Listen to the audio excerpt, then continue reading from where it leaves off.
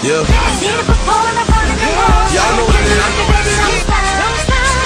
Get to the floor with your way for, cause we can ride the beat straight to the top. Been waiting so long and now it's the time to show them all that it's not a game. I don't care what I'm looking like, I just gotta show you that I'm not going nowhere. I don't care about it, I don't doubt it. Show me that you're showing up about it, about it. Tonight is Revival Night at New Covenant Holy Temple in Tallahassee, and Bishop Reginald Peyton, along with several ministry members, are giving us a behind-the-scenes tour as they get ready for a week of multiple church fellowship during this annual citywide event.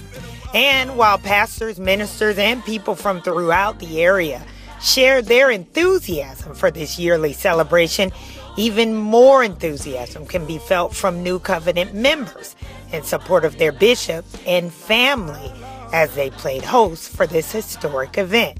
Tonight, in their first television interview together, the Peytons talk church, revival, family, and what they've learned along the way in this edition of Behind the Ministry. Thank y'all so much, Bishop and Lady Peyton, for joining me on the Life in and Now broadcast.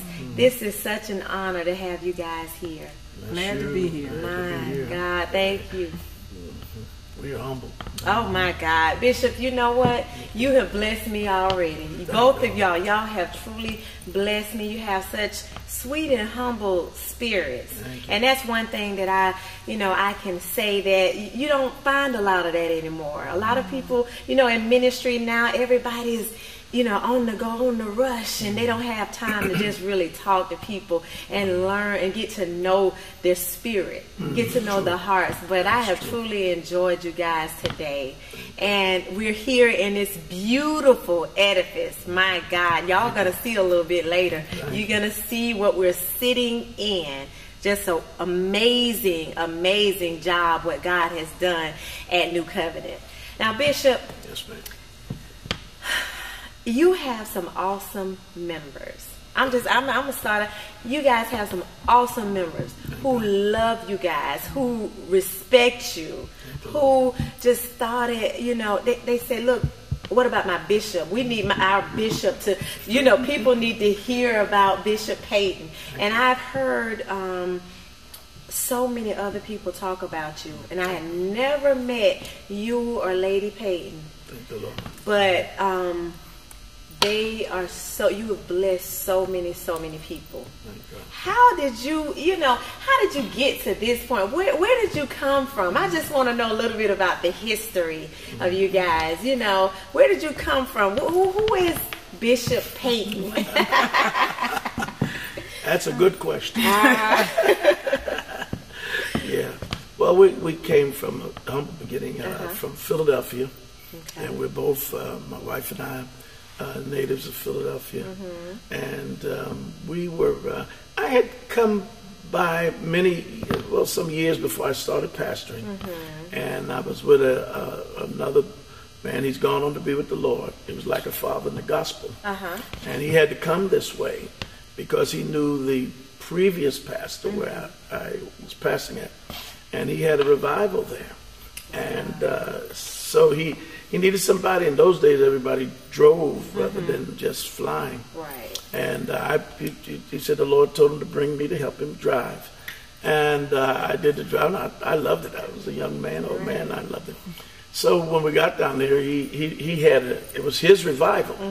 And then he said the Lord told him to put Brother Reggie. That's the first name, what they would call me, Reggie. And put Brother Reggie to preach.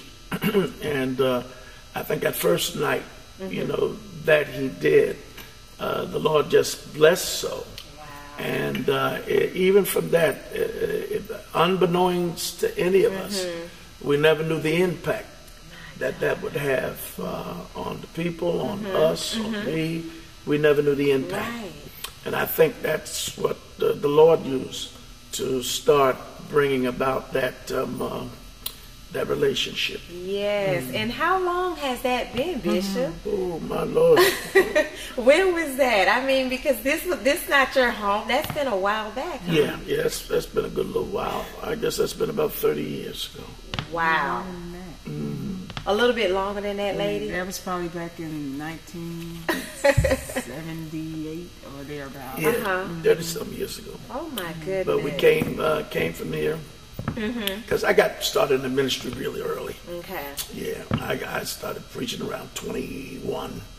You know, I think it was 21 when I preached. But so I got started in the ministry real early. God got you real good. I'm telling you, boy. He was trying to get me young, real young. I said, God, I'm having too much fun. But how you know, if I looking back now, I probably would have went on and followed God then, because sometimes, you know, we go astray, but we come back, but just avoiding so many mistakes. But I thank God for my life, because now I have a better respect for my life. Truly. So Bishop, you coming in at 21 was a blessing to a whole lot of other young people, to let you know, hey, it's still all good. Oh, yeah. To answer the call of God in your young age. You don't have to go out and make all the mistakes that, a lot of us have made. But you are a true testimony to that. Yeah, that's so true. And I tell my children, I have two sons, grown sons, and a grown daughter, and I tell them I have no regrets. No regrets. Because I enjoyed our life with the Lord at a young age. We did things, at our church where I was worshiping in Philly and all. And then I got on as an evangelist, a young evangelist. So I have no regrets. Ooh, we had a good time. That is a blessing. My God, Lady Peyton. How did you let Bishop Peyton bring you all the way to Florida from Philly? It was hard. Was it? Because I had never heard of Tallahassee. And so in my mind, I envisioned this small little country town, and I was thinking, I can't leave a big city and go to the country.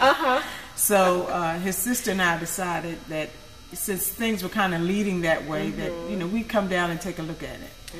And when I first came to Tallahassee, I was just amazed. I didn't realize it was city, And so I fell in love with it. I said, well, I think this is a place I can settle down, and I can raise a family and be in ministry. And, I really fell in love with it. And then to top it off, after the Lord did make that transition in our life and placed us in the ministry, it was a small ministry at the time, maybe 20, 25 members, but they all took me in just like family. Oh, wow.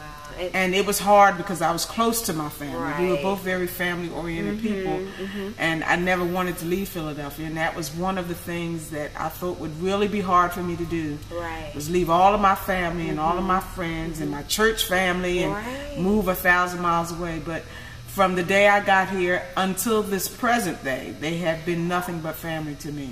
Wow. And it's a true testament to the scripture of what God will do if you forsake the things that you want in your life.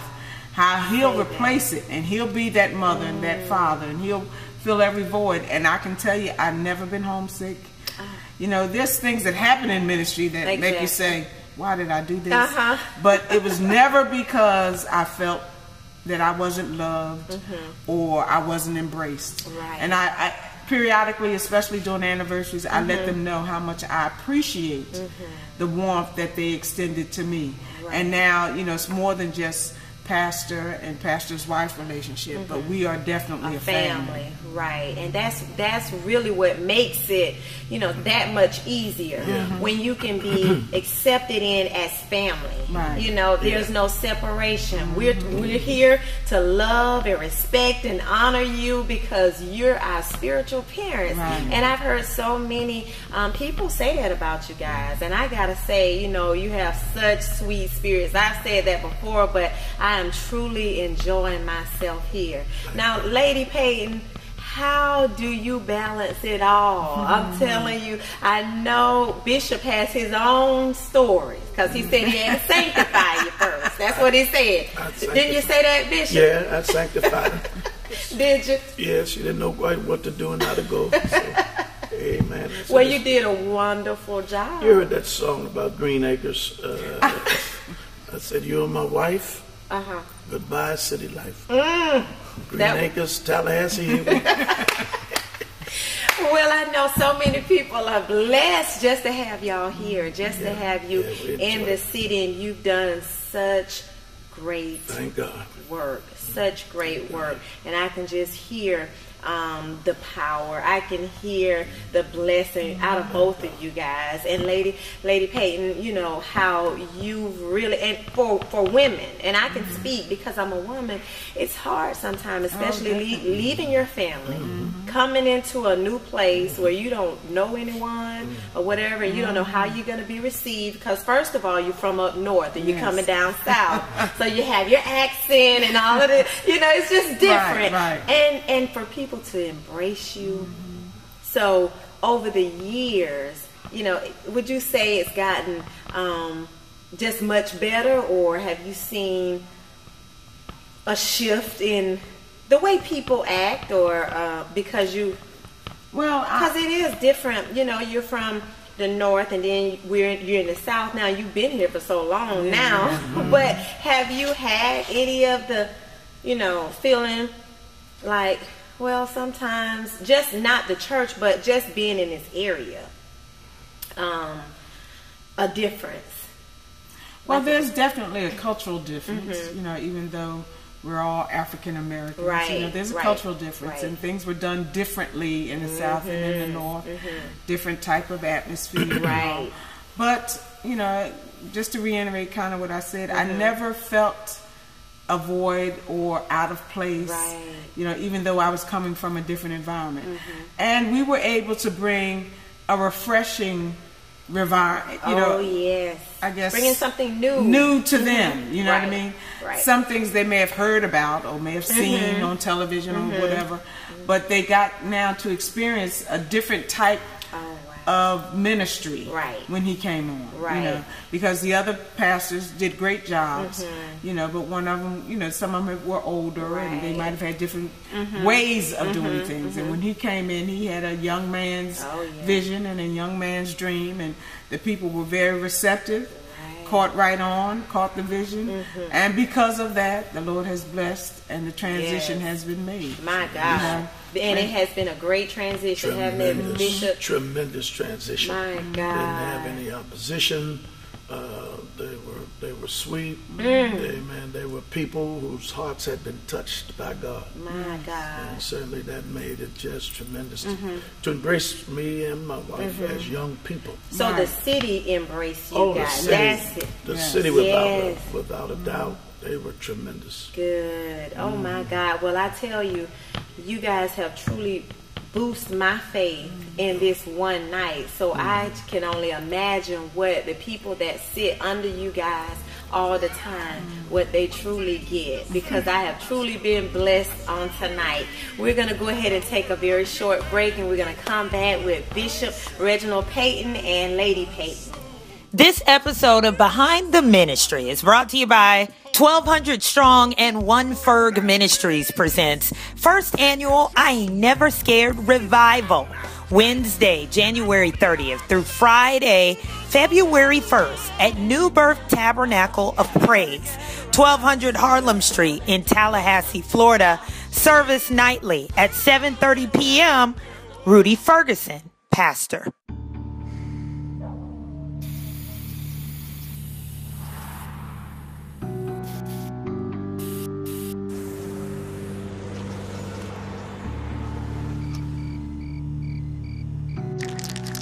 Turning a 20-foot wall into a canvas takes vision. So will getting into college. I've got what it takes. So do you.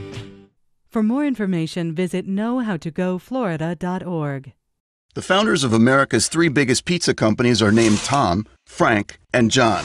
But Marco's Pizza has a founder named Pasquale, who was actually born in Italy. Marco's, authentic Italian pizza.